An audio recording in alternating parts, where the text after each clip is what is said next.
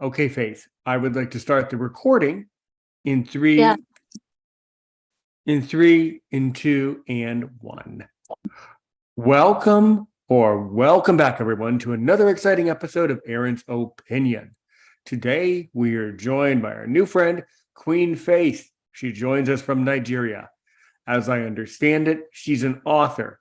She has a lot of interesting experiences in her life. She wants to talk about law, philosophy, Nigeria, what's going on. So I'm going to give you 1 hour for you to answer basically one question, and I will help you by interjecting as we walk through the conversation. Who is Queen Faith? You may go. Tell me. All right. Thank you so much once again. Thank you, Aaron, for having me. You're so welcome here. Yeah, let me start by saying that it's a privilege to be here. And yeah, thanks once again. I guess that's all I want to say right now. And yeah, to dive straight into your question. Actually, you refer to me as Queen Faith. That's an acronym. Yeah, and my full name is actually Mary Faith Ijiga, and I have an author. I'm an author, and my author's name is Faith Ijiga. So, um, are you there? Yes, that's very good. Yes, I understand. Okay. So I just wanted to know if you're still here. Sorry, let me continue. So I'm Sure. an author. Yeah, so I'm an author, and my author's name is Faith Ijiga, and I'm a Nigerian, as you earlier said, and I'm a founder of an online club for writers. I think that's basically what it is, and yeah, I'm visually impaired, and a graduate of the National Open University of Nigeria, where I read peace studies and conflict resolution. And yeah, I think that sums it up. Excellent. Well, that only starts the conversation with me. Yeah, yeah.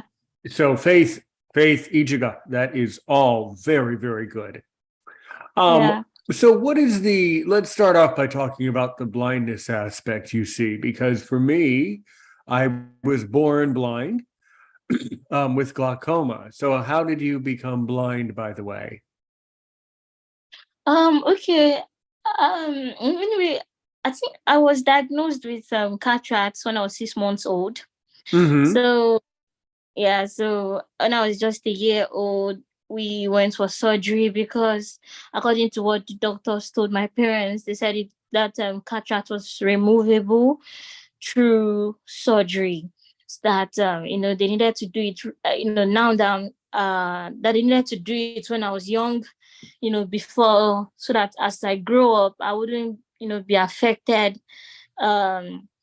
with blindness. I wouldn't be affected by it, and they could just do the surgery and chick chuck, I'll be fine and move around my business like every other person. But unfortunately, the surgery went south. So that was what it was a failed surgery. Not only was it a failed surgery, but it actually did more damage. Yes, so it caused my eyes to go beyond repair. So whatever they did, they didn't do it right, but they ended up making the outcome worse. Yes, I could still see, and I became partially blind. I could see, should we say, I don't know. I could see, stuff. I could move around on my own, but I couldn't read print because they were just too small.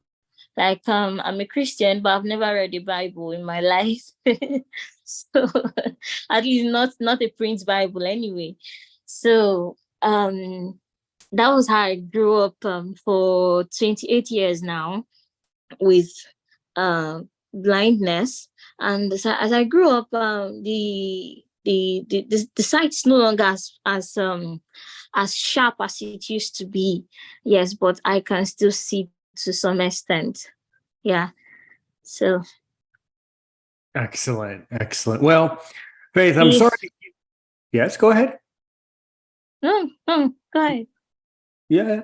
So, well, I mean, I'm sorry to hear about your surgery going south, as you say. Unfortunately, I've been podcasting for a few years now, and I have heard this story many, many times that oftentimes people who grow up in the developing world do not have access to the best doctors and the best surgeons and the best technology for medicine. This is a huge problem.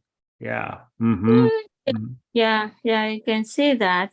You Mm-hmm. can say, but I think when we went to that hospital, we went to, how am I gonna say? We went to, it was a general hospital, sort of like that's what we call government, Mm-hmm. government. Yeah. So these guys were well equipped. So Right. and yeah, they could do their job well. I just don't know what happened. And just like you said, unfortunately, I've heard the same story from other visually impaired, from I mean my fellow impaired people. Like I've, sometimes we sit down and we talk about our stories, how we got blind, and how rough the road has been since then. And hear some of these funny stories, and I know several of them that were diagnosed with cataract as well, but had a failed surgery like I am. As a matter of fact, their own case even became worse immediately because they got blind immediately. But that was not my case, and somehow I'm thankful for it. Yeah. Mm-hmm. Mm-hmm. Right. Though, Well, yeah. that's really beautiful, and I completely understand what you're saying. Um, it sounds like to me, though, that you've overcome a tremendous amount, and you've done so with grace and dignity for sure. I understand that you've also graduated from university in Nigeria. Now, that is quite impressive. Most blind people in Nigeria, many of them would not be able to go to university. As you know, I did speak, and I mentioned it in the past. I did speak with our now, peace be upon him, rest his soul, Sonny Izarike, our Yeah. great friend, Mr. Sonny. And Sonny was telling me that it is extremely hard for blind people in Nigeria to get a university education. So let's dig into that. What can you tell me about NOUN, National Open University of Nigeria, and how did you complete your studies in conflict resolution? By the way, I Oh, studied okay. international affairs, so I really want to talk to you about what's really going on in Nigerian society. Tell me. All right. Okay. So Mm-hmm. talk about our education and how easy or difficult it is to navigate the educational sector of Nigeria. Anyway, for a visually impaired person, I'll tell you this for a fact, and that is wherever it takes a blind, let's say, if it a journey that takes a mile for a sighted person would take double or thrice that mile for a blind person to get there. Yes. So I hope you understand the point I'm trying to I make, do. right? I do Uh, understand. so Mm-hmm. this is because okay, actually let me use my own case, so my own story for example, Sure. right? Mm-hmm. Explain. Okay, so I went to a normal primary school because, like I told you, my sight was very good, and I could use it to go to normal school. And I guess by then my parents didn't know that there was a school for blind folks in Nigeria. And they were like, okay, and besides that, they were hoping that as time went on, that I would start seeing. So we started going, like they had to register me to a normal school like my siblings. I started attending with my siblings, It was difficult, frankly, because my sight had always been an issue right from childhood till date, until I went to a special school for the blind. But regardless of how difficult it was, I had to struggle. I had to still try with the encouragement of my parents to continue. you know and my parents were like, my dad my dad would always be like, okay, you just keep trying, okay, would like you to go to school, this, that. And thank God I had understanding teachers most times. Though some of the times they were not understanding. I had bullies, classmates who were bullies, people who would insult me, who would call me all sort of names because of my sight condition. So after I finished my primary school or basic school, and I think that was when I was in primary 5 or 6. I think that should be the 6. Yeah, in primary 5, sorry, I stopped copying notes because my sight could no longer allow me to see the board, even though I was always sitting in front. And trust me, I hate sitting in front of class, but unfortunately that has always been where I found myself growing up. So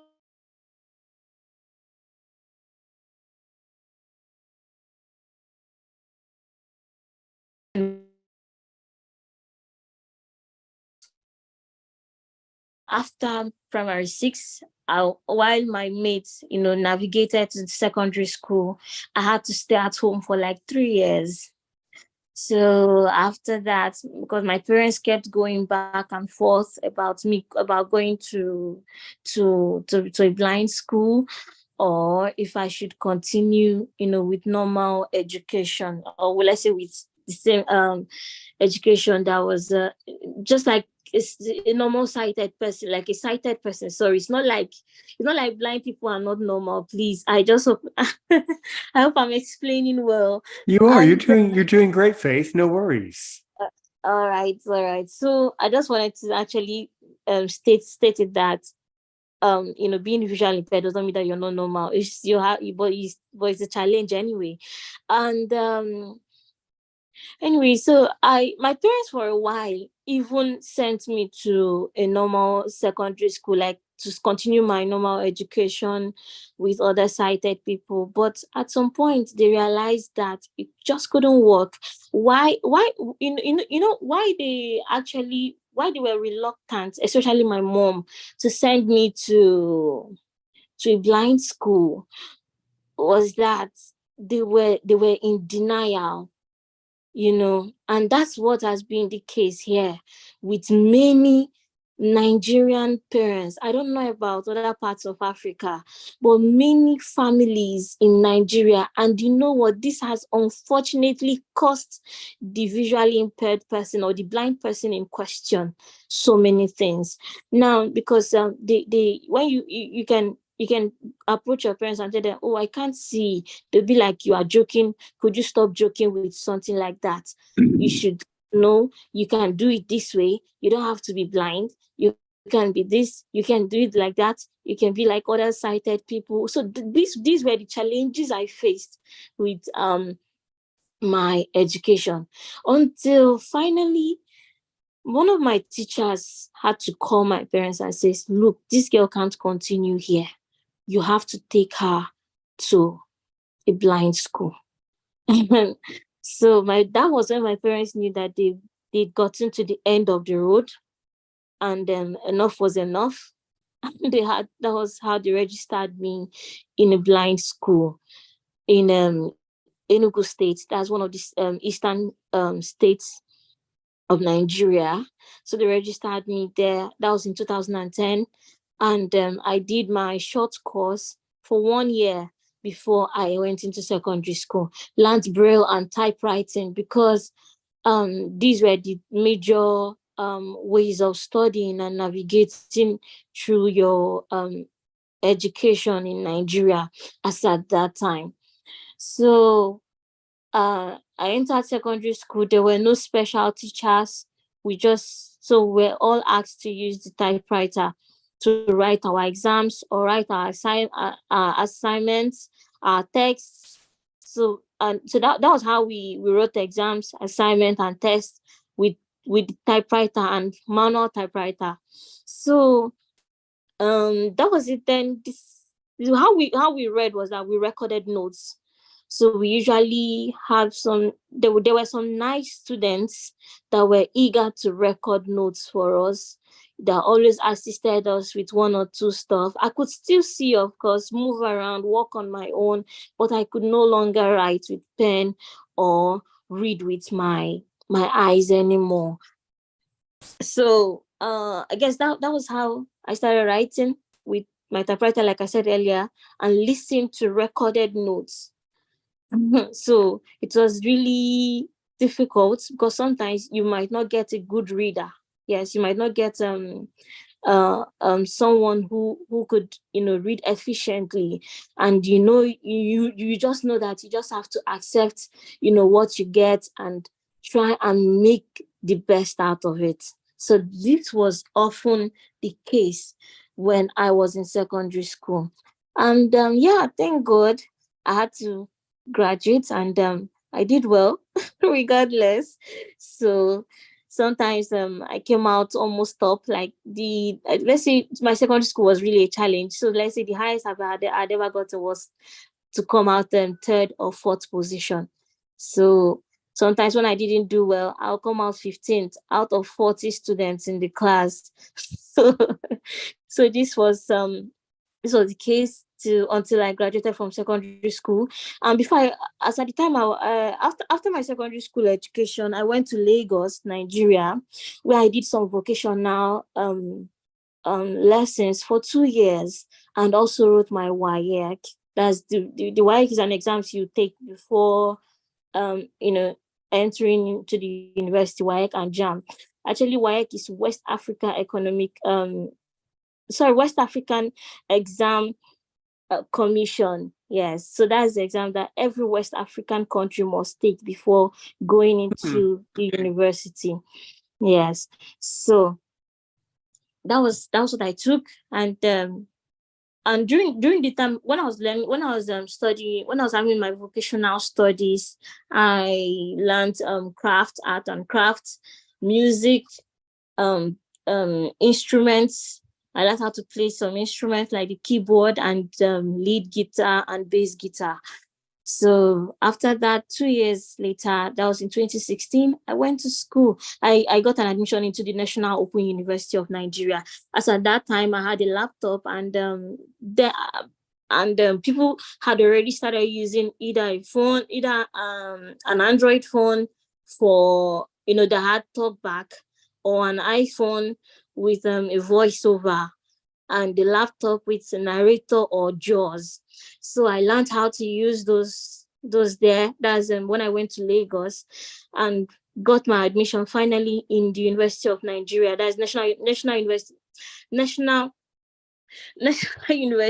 Open University of Nigeria, sorry, in 2016. And the one in Port Harcourt here. So I left Lagos, returned to the South, and graduated in 2020. That's 4 years later. And there you go. During my university education, I started using computers to write my exams, and I could download my book straight from the website, read the ebook with my ebook reader, and use my laptop to write my exams and submit. So in a way, my university education was easier to navigate because of the advanced technology than the way it was when I was in secondary school.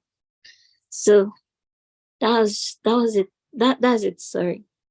Yeah, absolutely beautiful. And I just love the fact that you just persisted in life. You just stuck to it, and you just did the best you could, and you've done great. I mean, that's something to be proud of forever. I mean, that really is the exemplification of what it means to be a successful person. That's really the difference. Is in life, we like to think that countries are very different, and obviously Nigeria is very different from the United States, no question. But people are people, and there's only and I count people in two. There's only two types of people people who choose to be people who choose to be successful, and people who, well, didn't succeed, right? So you chose to be in the group of people in society who are successful people, and now you are. So I think that's incredible, and really a tremendous sense of inspiration and encouragement to other blind people in America, who, even in America, we have blind people who won't work and can't work and don't want to go out and do things. That's a big problem, So let's talk about, let's really dig into some of the philosophy behind, conflict resolution. You're living in a democratic country, in a very ancient country, but what is really going on in Nigerian society today? What are some issues in Nigerian life and Nigerian society? Mm-hmm. Yeah. This is a very interesting topic for me, and one that's so dear to my heart, because I'm a Nigerian, and anything about Nigeria, affects me, emotionally, mentally, and physically. Just mention it. And well, let's talk about crime and conflicts. And let's talk about the laws and the philosophy behind Nigerian law, because I want you to be the one who says it, but I know what your father's job was. So you know a lot about law in Nigeria. Why don't you tell us about the law, the legal system in Nigeria? Okay. Anyway, for those who are listening, my dad is a retired police officer, and he currently works for a politician right now. And first of before to going straight into your question, let me so basically, anyway, I'm from a law enforcement family, because my younger sister, she's a police officer. Yes, she graduated from Polar Class and Police College. That was in 2021. Then my elder brother is a lawyer, and one of my younger sisters is also in law school. One of my younger sisters as well is also in law school. So now, to go straight to let me give a little history about Nigeria. Actually, Nigeria didn't used to be a state, we didn't used to be a sovereign state. And we actually didn't used to be a state, because we are actually like, there are 36 states currently. There are 36 states in Nigeria, over 700 local governments, and we have six regions, six geopolitical regions, or zones, as we like to call it here. And so these people were actually different independent tribes until the Brits, who are our colonial masters, came and amalgamated us in 1914. So they gave us the name Nigeria. Yes, Nigeria. And I don't know if this is permitted to say here, but I'm not trying to use a foul word. But I do hope that for context, for the purpose of this conversation, let me actually see how it originated. It was actually originated from the word Niger area. So that's where you got Nigeria. Then as time went on, it was changed to Nigeria. So we were colonized and we got our independence in 1960. Yes, 1960. So the country is going to be 62 this year. And 63 this year. And well, like you said earlier, we're in a democratic system of government, but we've had several coups, and this is actually the Fourth Republic. I don't know if I hope I'm explaining well. If I start sounding confused, you are. You're explaining it perfectly. You are. Okay. Mm-hmm. Okay, because if I start sounding confusing, you're fine. You're fine. Yeah. All right. So this is actually the Fourth Republic. A republic. We actually classify it like that because it was after the country was, handed back to civilian system of government. That's after the military handed it back to a democratic system of government. That's when it happened for the first time, the second time, the third time, and this is the fourth republic. And yes, we once had our civil war, 1967 to 1970. So 3 years civil war. And so that was 7 years after our independence. So just to tell you that the foundation of the country has an issue. So sorry, I had to say it, because the issue with Nigeria hasn't been in our colloquial language, we'll say no be today. You understand what it actually means? That this has been happening, like it's nothing new. Whatever we're seeing today is just that it keeps increasing. It has been increasing and increasing. So I do hope I'm answering your question perfectly. You are. All right, so let's talk about the law philosophies of the country. Now, we, like you said earlier, we have a democratic system of government. This means that we have a president, a vice president, then we have the House of Representatives and House of Senate. That's the House of Senate. That's the Congress of that should be a Congress House, right? In the US. So we have the Senate president, who is the third man in the country. And just like you guys, we have our 4-year term of rulership, and another 4 years, which should be the maximum. That's if you're ever going to contest, or if you're going to contest for a particular office, except you're going for a Senate or a representative or a representative distant office. So that's when you can contest as many times as possible. Then we have the governor, the deputy governor, and the House of Speakers also. That's the State House of Assembly. Okay, so I think I've been able to sum everything up. So basically, we actually operate on a democratic system of government, but should I say mostly on paper, but in reality, it's not really like that, based on what we have seen happening in the country, and especially what happened yesterday. So hope I've answered your question. What happened yesterday? Okay. Actually, earlier this year, we had our general election and statewide election. That was in February 2023. And it was, as usual, it was filled with conflict, violence, and killing, and all sorts of heinous crimes. So we Nigerians who wanted change, everybody came out, and people were eager to vote, because it felt like, okay, there's hope.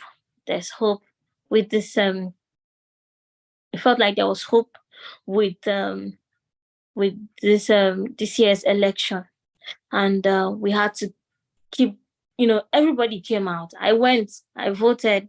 And at the end of the day, the results, the results that were given, the result that was, pronounced, or that was announced to the country, turned everywhere upside down.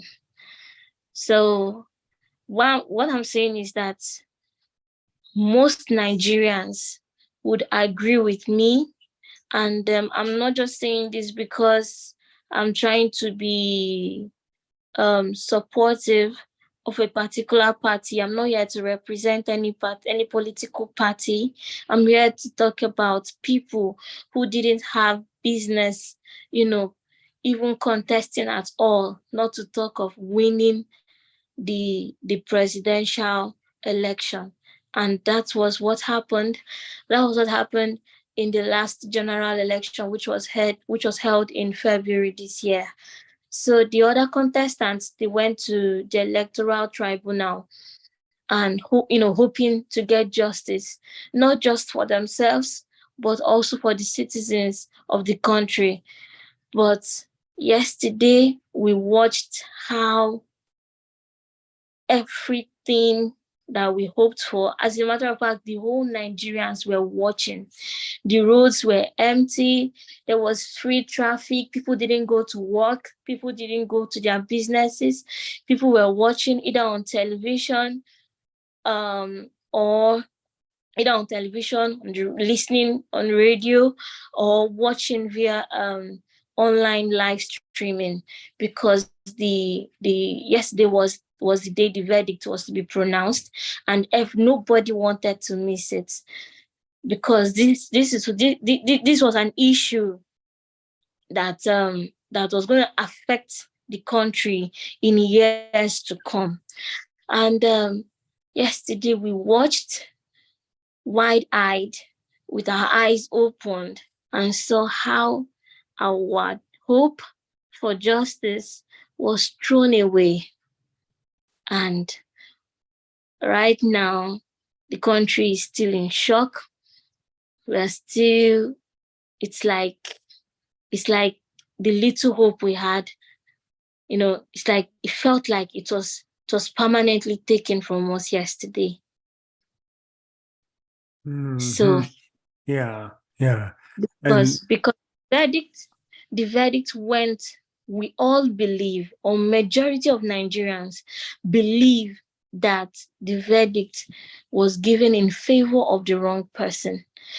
And not just any wrong person, but the person who isn't even qualified to contest in the first place, not to talk of winning the election. He had right. yeah. So go on. Yeah. Well, that's very frustrating, but also very frustrating, but also not surprising, I mean, there's a lot of issues with political elections and these types of things, it's always a contested issue in every country. Yeah. Well, Yeah.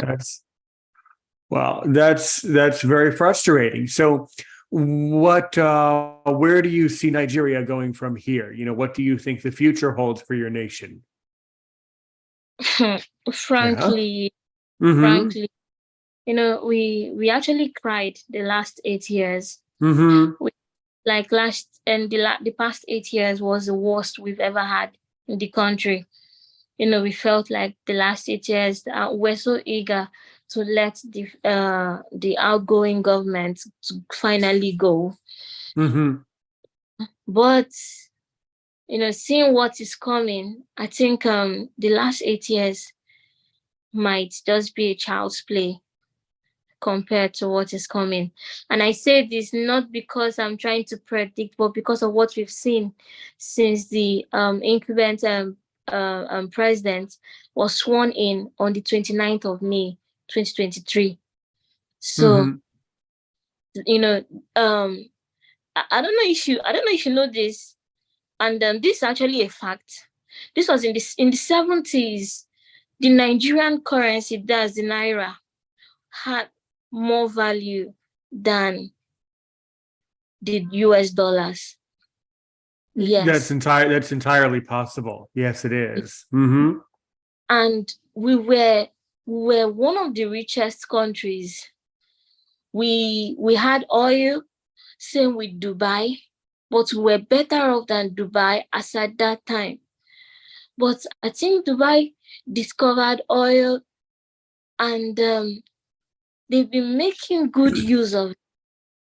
While in our own case, during the 70s, our leaders were busy. Of course, I wasn't born by then, but for my parents and my aunties and other people who were born during that time, they all could testify to this. From what I've heard from them and from what I've read in the news, that our leaders, wasted our resources, organizing national carnivals and national parties, all sort of Right. wasting the resources of the country, wasting Mhm. the economy. Do you know that since our colonial masters left, it's reported that Nigeria on her own had not discovered another oil well. And Right. we are one of the top oil exporting countries in the world right now. Hmm. We That's extremely interesting. Yeah. yeah, and we have good land. It's not like we don't experience drought here. We don't have earthquakes. We don't even experience tsunami. The land is okay. We have coal. We like there are just so many. If my own state, the state where I come from, that's Benue State, we it's known as the food basket of the nation. But when you go there, all you can see is a long stretch of wasteland. This is actually a fertile land that if you want to use only Benue State for agriculture, what it will produce can feed not just Nigeria, but the whole of Africa, and probably extend to other parts of the world. I'm not exaggerating this when I say, I'm not exaggerating when I say this. And we have this other state, Abia State, we call it the China of Nigeria. It's it's the best place. These people are good in business, good in production, but that is what that state is one of the worst states we have in the country. You know, so there are just you know how am I going to put it? As a matter of fact, we were all feeling good during the 70s. I heard that everybody was, feeling good. Nigeria was rich. There was electricity. I'm telling you, it seems like the situation back then was far better than what it is now. So people, people, people were okay with what was happening. When they started shouting was when a naira became equal to a dollar. And to think, many people were surprised. It felt like it felt like they were just waking up, from whatever slumber they'd been. And just when it became worst was when when a dollar became 50 naira, later 100 naira. So was it around 2011? It was around 100 and something to a naira. But do you know what it is today? A naira to a dollar, 930 something. As at last week when I checked, because I received my royalties from Amazon, and I was going to convert it, send it to my domiciliary account, and that was when they converted it. It gave me that 930 something naira. The economy, and during the past 8 years, our currency had been fluctuating between, that's from 300 to 400 to 500. If it went too bad, it would be 600. But in 3 months since this government took over, it's climbed immediately. That was since June. It went up to 930 something. 900, 800, 900, between 800 to 900. That's the way it has been for only 3 months. The fuel subsidy has been, was immediately removed as soon as the government came in, the new government came in. Cost of education is about to go high, and they said they'll start approving students' loan. And this didn't used to be the case. There used to be free education, and even where there were no free education, like the subsidy will make the price of education. It was on a low level. Like, so Nigeria actually, because when you say the word Africa, people think that Africa is a place, let's say a desolate land, where you have deserts, and where everybody is poverty stricken. No, this is actually the image that they're trying to portray to the world, but it is not actually what it is over here. It's not the way it is. And this, why are they doing it? I don't even blame the Westerners for seeing us that way. What do you expect when you see an African president or a Nigerian president going to the UN, and when it's their turn to stand up and speak, they start speaking like beggars? Forgive me for using that phrase, but that's the way they sound. They sound like they're trying to.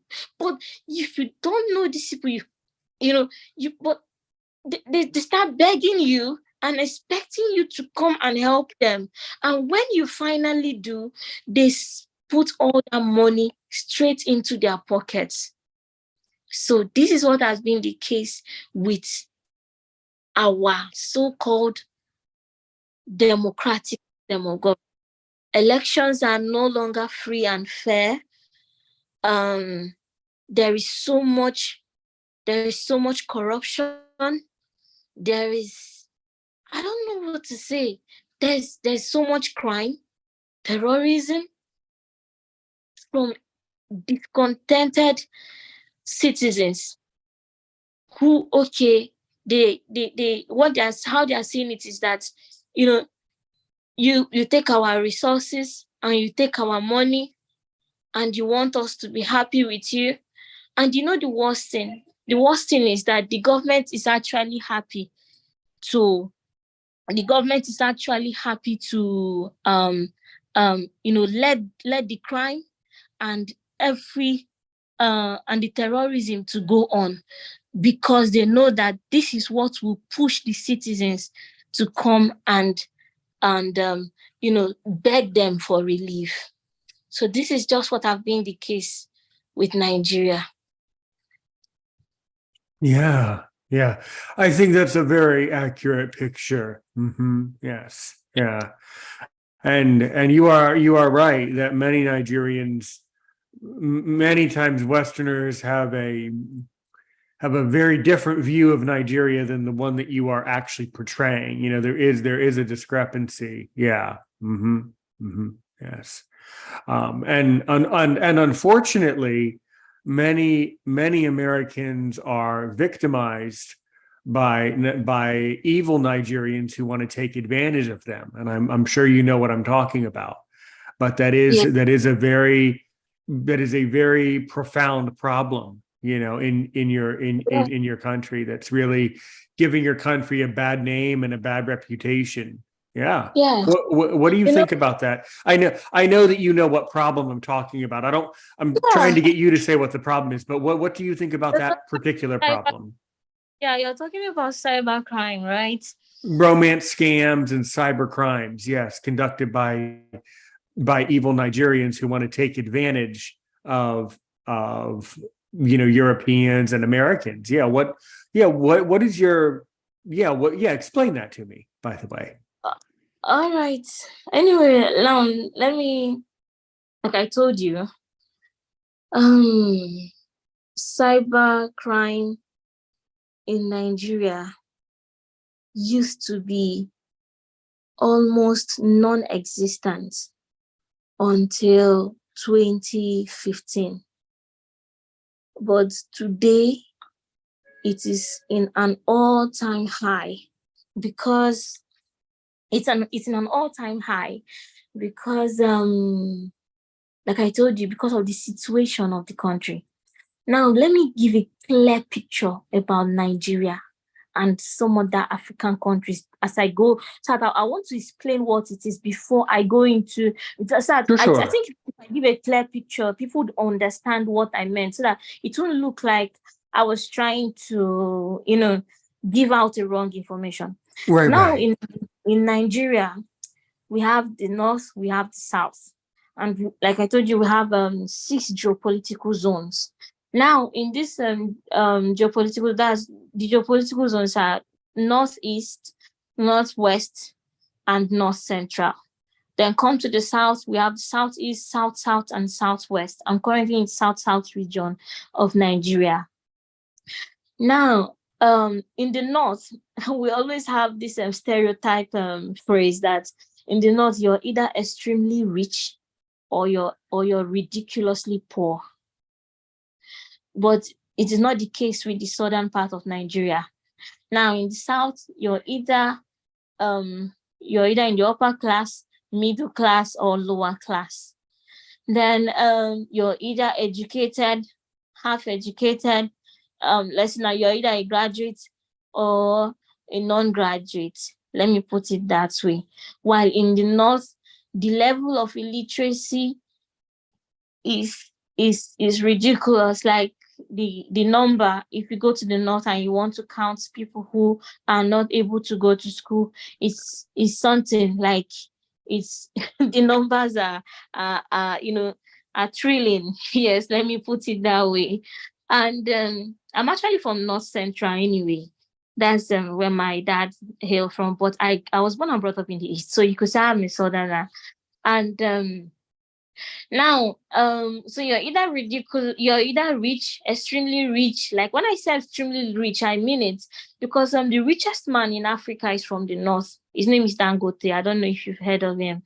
So, and the richest woman in Africa is from the south, like southwest to be precise. She's a Yoruba woman. So when I say you're either rich, you're poor, or you're in the middle class, it means that we have everything. Nigeria, Africa is not a place where you can stereotype with only poverty, because when you do that, you're doing it at your own detriment as a Westerner. And that is unfortunately what have been the case with Africans and Westerner, with and the West. And because recently, so this means that we have technologies, we have all those we have computers here, we have access to internet, cheap data, both cheap and expensive data, so affordable for everyone regardless of your class. And we also have places where they don't have good water, good education, and so on. So what I'm telling you now is that the West have underestimated the brilliance of Africans. So it makes the bad eggs amongst us here to be able to take advantage of them without them suspecting until the end. Recently, I was hearing about how EFCC, I'm going to explain the meaning of EFCC in a while, how EFCC arrested a cybercrime, someone who committed a cybercrime. Do you know what the person did? The person sold Rivers State. I'm currently in Rivers State. I heard that the person sold Rivers State to a Westerner. Is it possible? What? Yes. They tried to sell a state of the country to a Westerner. Yes. And the person succeeded in duping that of millions of dollars. Yeah. Well, this is the problem, is that the Westerner, the American or the European or the foreigner, for some reason gives the money. Yeah, it's a serious problem. Yeah. And that's selfish. That's selfish on that person's part, if you ask me. And also one of you, like I told you earlier, underestimating the person you're dealing with. I used to see online posts. I used to see online posts where somebody would, there was a group I was in. It was a group of fellow writers, and this person is a Westerner, an American to be precise. And this person was like, "Hey, if you want to help those who are from third world countries, you should do it like this. That Westerner, Africa, especially Africans are very poor. They don't have they don't have data, like they don't have data and internet access, that their data plans are very expensive, and they don't have prepaid data plan or what that if someone is committing a cyber crime, that the person is either doing it from a library where they encourage stuff like that. That person must be in a library." I was like, this person, you don't even know what you're talking about, because we have cyber cafes, right. like you guys. Yeah, you don't the library to we don't go to the library to browse. We have cyber cafes, but still we have people like we are one of the high users of this in Absolutely. iPhones, Yeah. MacBook in Nigeria, in Africa. So I can understand, Faith, I can understand where your frustration is justified. However, even I have never been to Nigeria. As you know, I do have several acquaintances from Nigeria. Two of them have been on the podcast in the past. And one of them is still with us now and lives here in the States somewhere. Okay. And I've also been to Eswatini. I've also been to Swaziland in person. So, I mean, I've been to your continent physically, and I've seen how it is. But you also have to take into consideration that many Westerners and Americans are not educated about the way that things are outside of their own bubble. People live in a country and they think that the rest of the world is just, they can't really understand and relate to how things are or could be. But you are right to be frustrated about that. But I also can understand where Americans would have that statement and have that belief. The problem. This person actually claims that he claims that he knows some Africans and some of his friends who are on missionary journeys, that they are the ones telling him such stuff. And I'm like, so you stereotype Africa that way. That's the problem. 2.something billion people, and you classify them as poor. That's ridiculous, if you ask me. And trust it me, is. It is devaluing. It definitely is devaluing. Yeah. Mm-hmm. I think like if you're ignorant, you choose to do that by choice. Trust me, because now I'm an African. But I probably know so much. I probably know a lot about Americans, even more than so many Americans. Absolutely, I would definitely agree with that. Because why I love studying, I love reading, I'm obsessed with reading, and I read about Africa, Asia, Europe, other parts of even the North. There's the North and South American continents. I know so little about Australia. I've not really, taken out time to study, but I know this is because I'm an African. I educate, except from what I learn in school, I educate myself because I don't want to be ignorant at any time. I don't want to be caught off guard by anybody or by anything. And you know what? The media are not even helping, because they bring out such ridiculous, such hideous news to the American masses, and so I guess if you get if you're getting educated by your American media, I guess, I don't know, I won't blame you that much, because because in a way I think they sort of they are sort of selective in the kind of news they bring out. I'm so sorry if it looks like I'm slamming Americans. You're right. No. You're absolutely justified and correct in this. Absolutely. One of the tech brainies with the highest IQ in the world is from Nigeria. He's an Anambarian, the same state I grew up in. I'm from Anambra State. So currently he's in the US. His name is Philip. I can pronounce his surname, but I don't know if you get the spelling correctly. So I'd rather type it out and send it to you. So this is what I'm telling you, that it's, and you know what? Because of the economic situation in the country, it is getting worse and getting worse. That is why many people are now into what we call, locally here, we call it Yahoo, or 419. Yes, 419. Right. It's actually a code in our this thing that speaks about fraudulent act. It's in our constitution. Mm-hmm. So we just say this person is a 419, or this person is a 419. So that's just it really is. We only have a few minutes left today, Faith. You've done a Oh, you've done an absolutely spectacular episode, and I knew you would bring it. I knew you would bring a magnificent conversation. I would like you, for just a moment, I would like you to tell people where they can go find your books that you've written and where they can learn about your writing. Then after that, I would like you to ask me one question to really make me sweat to see if I'm worth my salt as a podcaster. So tell me, well, where can someone go to find your books and your writing that you've published, Faith? all right. You can check out my book on Amazon and Kobo and many other online retail store. And Is then your just book type, on audible.com?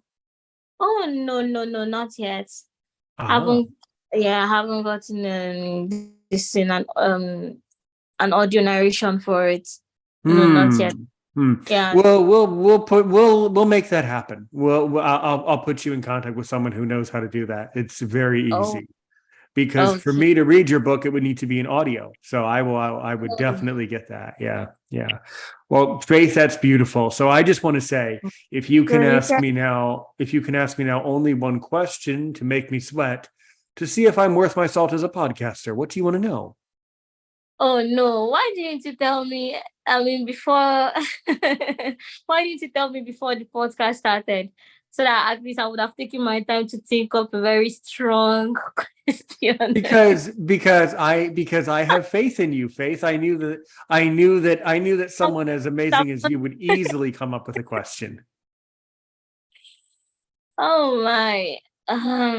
Okay. Okay. Let me ask you. Mm, can I ask a follow-up question? Can I ask a question that will help me establish the kind of question I want to ask? Okay. Okay, thank you very much. How much does this podcast mean to you? I guess if you answer this one, then I can be able to know the type of question I'll ask you. How That's a how beautiful question. much does it mean? That's a beautiful How, question. what Aaron's what where would you put it in your life? Like, does it come first before any other thing? Just this will help me know the kind of question I'll ask. All right. I mean, it basically means everything to me because with Aaron's opinion, I'm able to educate the world and I'm able to give you the privilege to educate the world. So that duty and that privilege of providing knowledge to society means everything because it's the right thing to do. Hmm. All right. Okay, so your mom's line is on the line. Your mom's life is on the line. You either stop podcasting or she dies. What would you choose? That's interesting. Well, the logical that's a very cute and a very interesting thing to say. Well, the intellectual answer to that is that at some point we all people pass away. All people have a limited time on Earth, but audio and podcasts and videos live forever. So the podcast will be here after our generation. It will always exist virtually as a form of knowledge for people. So that would be what I can say to that, is that, yeah. Mm-hmm. Uh, anyway, okay. I'm not gonna say what I think. I'm not gonna say what I'm concluding in my head because you're not giving me a direct answer. So no problems either ways. But I guess I understand what you're trying to say. Well, that's good. That's good. All right. All right. Faith, Ijika, really You good to have. hold on, you're spoiling my father's name, my last name. Ijiga. That's actually the pronunciation. How do you I say it? Ijiga. Oh, Ijiga. Ijiga, Yes. Ijiga, Yeah. Yes. Ijiga. Okay, Yes. now I understand it. Ijiga, yes. Well, Faith I, Ijiga, it has been truly an honor to have you as part of the Aaron's Opinion family. Okay, go thank you. ahead, go ahead and click the link in the description to learn more about Faith and to learn more about her beautiful life in Nigeria and all of the successes that you have had. I wish you continued success. And although your country is going through a challenging time, I have faith that you will do fine. You're going to be okay. Thank For you. sure. For sure. You are forever welcome here on Aaron's Opinion and things like that. Wonderful conversation. And I just want to say, wonderful conversation. And we'll see you guys next time. Same time, same place, right here on Aaron's Opinion. All right. Take care, everyone, and help one person today. Help 1 million people tomorrow. If you're still watching on YouTube, thank you for joining us. Like the video, comment below, tickle the bell notification to know when we go live next on Aaron's Opinion. Faith, Queen Faith, thank you. Yeah. Thank you so much for joining me. All right. I will catch up with you later on over on WhatsApp. So keep your ears and eyes open for a WhatsApp with further information. I do want to talk to you later, but now I would like to get going and I would like to come back to you later today. Thanks so much, everyone. Stay safe out there. Stay safe and successful. All right. Over there in Nigeria. Blessings to you and keep up your wonderful work. And you are forever welcome. You're forever welcome on this podcast. Have a great day and keep writing and keep being successful. This is the Aaron's Opinion podcast. I'm Aaron Richmond. Take care, everyone. Help one person today. Help 1 million people tomorrow.